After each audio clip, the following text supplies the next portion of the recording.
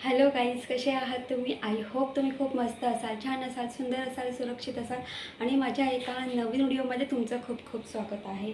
तर आज या बिस्कॉप बिस्किटपासून आज आपण केक करणार आहोत. आणि पहा, याच्यामध्ये आपल्याला केक बेक करायची अजिबात गरज नाही आहे. तर चला, बिना बेक करता आपण आज केक करणार आहोत. आणि हा व्हिडिओ शेवटपर्यंत पहा. जर तुम्हाला माझा व्हिडिओ आवडला असेल तर माझ्या व्हिडिओ लाईक शेअर करा आणि माझ्या चॅनलवरती नवीन असाल तर माझ्या चॅनल सबस्क्राईब करायला अजिबात विसरू नका. आणि पहा, खूप कमीत कमी साहित्यामध्ये आपण हा केक करणार आहोत.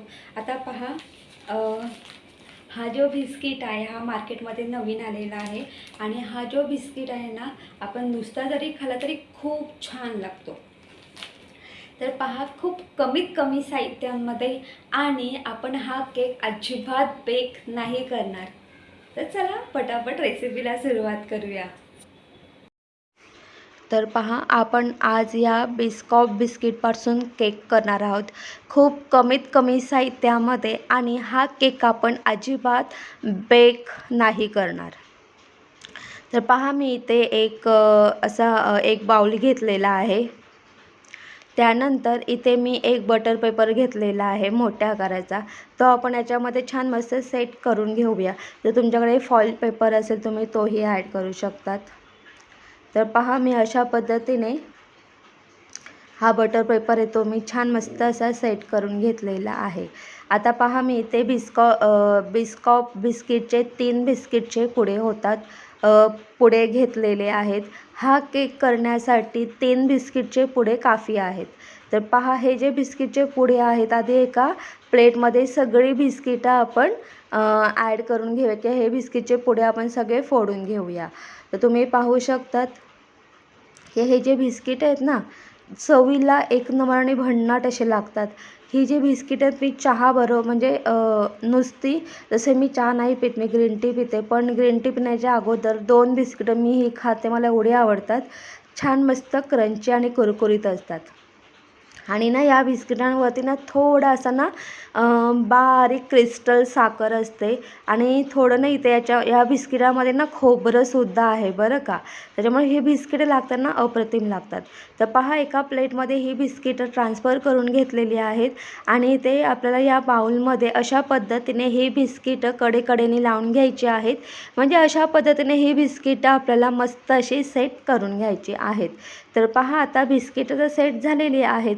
तर पहा, मी जेव्हा बिस्कॉप बिस्किटचे पुडे फोडत होते ना, तेव्हा त्या बिस्किटच्या पुड्यांमध्ये काही बिस्किटांचे असे ना तुकडे होते. तर पहा, मी तेच तुकडे इथे घेतलेले आहेत. आता साधारणपणे इथे आपल्याला 8 बिस्किटं घ्यायची आहेत.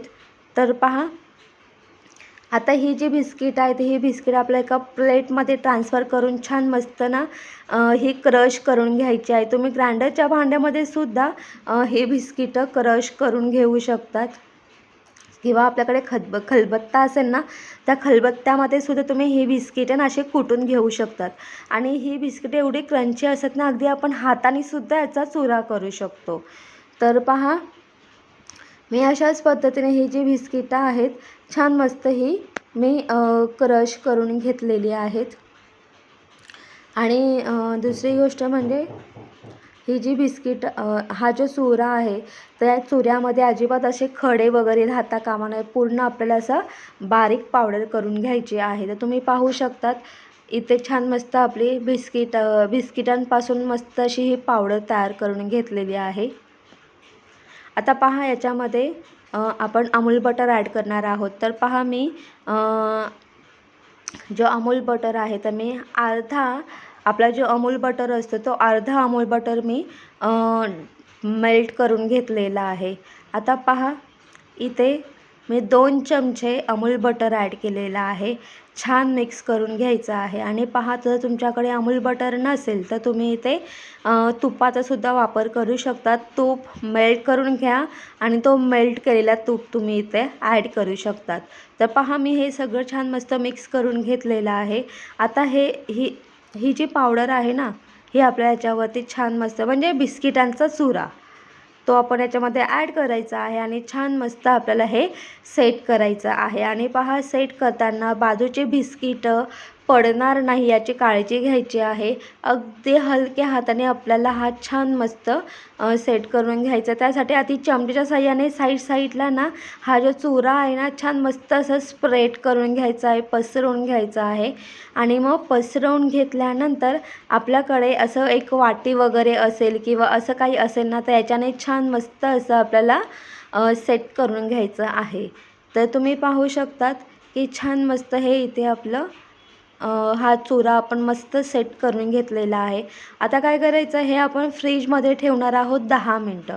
10 मिनटामध्ये हे छान मस्त असं हे सेट होऊन जाईल. आता पहा, इथे आपण या बिस्किटांपासून छान मस्त क्रीम तयार करून घेणार आहोत.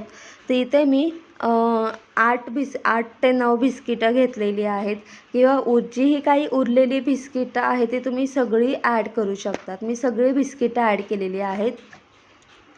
तर पहा, ही जी बिस्किटं आहेत ही बिस्किटं आपल्या ग्राइंडरच्या भांड्यामध्ये ॲड करायची आहेत.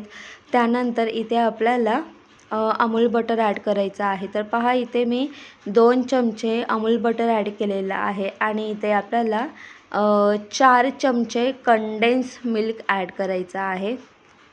आणि पहा, मी इथे म्हणजे मी त्याचं शूट नाही घेतलेलं आहे, पण इथे मी दूधसुद्धा ॲड केलेलं आहे. तर मी इथे 1 वाटी भरून दूध घेतलेलं आहे आणि आधी हे आपल्याला ग्राइंडरच्या भांड्यामध्ये ग्राइंड करायचं आहे. आणि ग्राइंड करताना थोडं दूध ॲड करून आपल्याला हे छान मस्त ग्राइंड करून घ्यायचं आहे. तर मी पहा 1 वाटी दूध घेतलं होतं, तर मला पूर्ण अर्धी वाटी दूध लागलेलं आहे. तर पहा, अशा पद्धतीने ही क्रीम आपल्याला तयार करून घ्यायची आहे. तर तुम्ही पाहू शकतात की अशा पद्धतीने बिस्किटांपासून छान मस्त ही क्रीम तयार करून झालेली आहे. तर पहा, मी तुम्हाला पुन्हा एकदा सांगते, बिस्किटं, त्यानंतर 2 चमचे अमूल बटर, त्यानंतर 4 चमचे कंडेन्स मिल्क आणि अर्धी वाटी दूध हे ॲड करून छान मस्त याची आपल्याला क्रीम तयार करून घ्यायची आहे. आणि ही जी क्रीम आहे ना, ही क्रीम एका बाउलमध्ये ट्रान्सफर करून छान मस्त एकाच डायरेक्शनमध्ये अशी फेटून घ्यायची आहे. म्हणजे पूर्ण क्रीमी अशी ही क्रीम लागते आणि एकदम म्हणजे क्रीमीसारखं स्ट्रेक्चर येतो. आणि अजून एक गोष्ट सांगते की ही जी क्रीम आहे ना, लिटरली जेव्हा मी टेस्ट केली ते मला कॅडबरीसारखी लागली. म्हणजे असं वाटणार नाही की ही क्रीम आहे ती बिस्किटांपासून बनलेली आहे. एक गंमत सांगू का तुम्हाला, जेव्हा मी ही क्रीम बनवत होती ना, ज्ञानेश खूप एक्सायटेड होता. तर त्यानेसुद्धा ही क्रीम टेस्ट केली. तो बोलतो, "मम्मी, ही कॅडबरी आहे का? तू कॅडबरी मेल्ट केलीस का?" तर मी बोलली, "नाही रे राजा, मी ही क्रीम बिस्किटापासून बनवलेली आहे." म्हणजे ना असं वाटणारच नाही की ही क्रीम आपण बिस्किटापासून तयार केलेली आहे. एवढी छान लागत होती. पूर्ण कॅडबरीचा फ्लेवर लागत होता. सो असो. तर पहा, इथे मी एक चक्का घेतलेला आहे. तर पहा, मी 1 लिटर दूध आणून तो उकळून त्या दुधापासून मी दही तयार केलं. आणि तो दही तयार केल्यानंतर मी तो एका कपड्यामध्ये दही बांधून 3 तास ठेवला आणि त्यानंतर हा चक्का तयार झालेला आहे. तर अगदी फ्रेश दह्यापासून हा आपला चक्का तयार करायचा आहे. तर पहा, आता हा चक्का आहे तो आपल्याला एका बाउलमध्ये ट्रान्सफर करून घ्यायचा आहे. त्यानंतर तुम्ही पाहू शकता, मी इथे 1 वाटी भरून मी इथे मिल्क पावडर ॲड केलेली आहे. जर तुमच्याकडे मिल्क पावडर नसेल तर तुम्ही इथे पिठी साखरसुद्धा ॲड करू शकतात. त्यानंतर 2 चमचे अमूल बटर ॲड करा आणि 4 चमचे आपलं कंडेन्स मिल्क ॲड करा आणि एकाच डायरेक्शनमध्ये छान मस्त आपल्याला हे फेटून घ्यायचं आहे. पूर्णपणे क्रीमसारखं स्ट्रेक्चर आलं पाहिजे. तर पहा, अशाच पद्धतीने आपल्याला छान मस्त एकाच डायरेक्शनमध्ये मस्त ते मिक्स करून घ्यायचं आहे. तर पहा, इथे आपलं अगदी जी क्रीम असते ती तयार झालेली आहे. व्हाईट क्रीम तुम्ही बोलू शकतात. आता पहा, काय करायचं आहे, हे जे आहे हे आपल्याला याच्यामध्ये ॲड करायचं आहे आणि हे सुद्धा आपल्याला छान मस्त असं सेट करून घ्यायचं आहे. आणि तुम्हाला अजून एक गोष्ट सांगते की इथे मी अगदी फ्रेश दह्यापासून चक्का तयार करून घेतला होता आणि त्याच्यामुळे ना असं दह्याचा फ्लेवर किंवा असा आंबटपणा अजिबात जाणवत नाही. हलकासा फक्त थोडंसं फ्लेवर जाणवतो, पण खाताना असं वाटेल की अरे ही जशी क्रीम असते ना केकवरची सेम टू सेम तशी लागते. म्हणजे वाटणारच नाही आपण इथे इथे आपण चक्का म्हणजे दह्यापासून जो चक्का असतो तो वापरलेला आहे असं वाटणारच नाही इथे आपल्याला. पूर्ण असं वाटेल की अरे हे पूर्ण क्रीमच आहे की काय. तर तुम्ही पाहू शकता मी हे अशा पद्धतीने पूर्ण हे सेट करून घेतलेलं आहे. तर अगदी हलक्या हाताने सेट करून घ्यायचं आहे. तर पहा आपण जी बिस्किटांपासून जी क्रीम तयार केली होती ना तीसुद्धा आपण आता याच्यावरती ॲड करून घेऊया. आणि ही क्रीम ॲड करतानासुद्धा पुन्हा एका डायरेक्शनमध्ये मस्त फेटून घ्या आणि मग ती क्रीम मस्त असं याच्यावरती ॲड करा. तर पहा अगदी चमच्या साहाय्याने थोडी थोडी ही क्रीम पूर्णपणे आपल्याला याच्यामध्ये ॲड करायची आहे. आणि पहा हा बिस्किट करण्यासाठी मला पूर्णपणे 3 बिस्किटचे पुडे लागलेले आहेत. तर पहा अशा पद्धतीने ही जी क्रीम आहे ही क्रीम आपल्याला याच्यामध्ये ॲड करायची आहे. आणि ही क्रीमसुद्धा आपल्याला अगदी हलक्या हाताने छान मस्त अशी स्प्रेड आणि पसरवून घ्यायची आहे. तर पहा अशा पद्धतीने इथे आपला केक तयार झालेला आहे. पण अजूनही याचं थोडं काम बाकी आहे. तर पहा इथे मी अशा पद्धतीने ही क्रीम छान मस्त पसरवून घेतलेली आहे. आता हा जो केक आहे हा केक आपण फ्रीजमध्ये ठेवणार आहोत. हा केक आपण 3 ते 4 तास फ्रीजमध्ये सेट करायला ठेवूया. जर तुमच्याकडे जास्त वेळ असेल ना तर तुम्ही अगदी ओव्हरनाईटसुद्धा हा जो केक आहे तुम्ही ठेवू शकतात. मी फक्त 4 तास हा जो केक आहे तो मी फ्रीजमध्ये ठेवला होता. तर पहा 4 तासानंतर मी आपला हा केक छान मस्त सेट झालेला आहे आणि मी तो फ्रीजमधून काढलेला आहे. आता चला हा जो केक आहे हा केक आपण या बाउलमधून डिमोल्ड करून घेऊया. तर तुम्ही पाहू शकतात अशा पद्धतीने आपला हा केक छान मस्त सेट झालेला आहे. आणि तुम्हाला एक गोष्ट सांगू का, हा केक एवढा छान झाला होता ना, माझ्या मुलाला हा केक खूपच आवडला. आणि म्हणजे मी असं विचार केला होता की चला हा केक आता झाला आहे म्हणजे बनला आहे तर आपण मस्त 1-2 दिवस आपल्याला खाता येईल किंवा रात्री जेवणानंतर आपण स्वीट म्हणून काहीतरी खातोच ना. तर मी सुद्धा असाच विचार केला होता की चला रात्री आपण थोडा थोडा हा केक खाऊया म्हणजे 2-3 दिवस छान मस्त आणि तसा हा केक फ्रीजमध्ये खूप छान मस्त राहतो. तर मी असाच विचार केला होता. पण झालं काय, हा जो केक आहे ना मी हा केक एका दिवसातच संपवला. एवढा माझ्या मुलाला हा केक आवडला. आणि पहा मुलांना जर असे बाहेरचे केक देण्यापेक्षा जर आपण जर अगदी घरच्या घरी जर मुलांना असे केक करून दिले तर मुलं आवडीने खातात. तर मग चला आपण चाकूच्या साहाय्याने हा केक कट करून घ्या. आणि पहा चाकूचा वापर करताना चाकू व्यवस्थित क्लीन करून घ्या आणि ती चाकू व्यवस्थित पुसून घ्या म्हणजे ती चाकू ओली राहता कामा नये. आणि कट करताना सुद्धा अगदी हलक्या हाताने कट करून घ्या. तर तुम्ही पाहू शकतात मी अशा पद्धतीने हा केक कट करून घेतलेला आहे.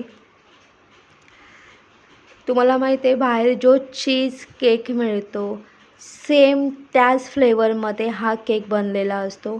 आणि हा केक एवढा छान लागतो ना मी तुम्हाला सांगू शकत नाही एवढं छान. आणि त्यासाठीच मी तुम्हाला सांगितलं की हा जो केक आहे ना लिटरली आम्ही एका दिवसातच हा केक संपवला. जेव्हा मी हा केक कट केला तेव्हा मी आणि माझ्या मुलाने आम्ही तेव्हाही खाल्लं. त्यानंतर दुपारी जेवणानंतरसुद्धा आम्ही खाल्लं. त्यानंतर रात्रीसुद्धा केक खाल्ला आम्ही.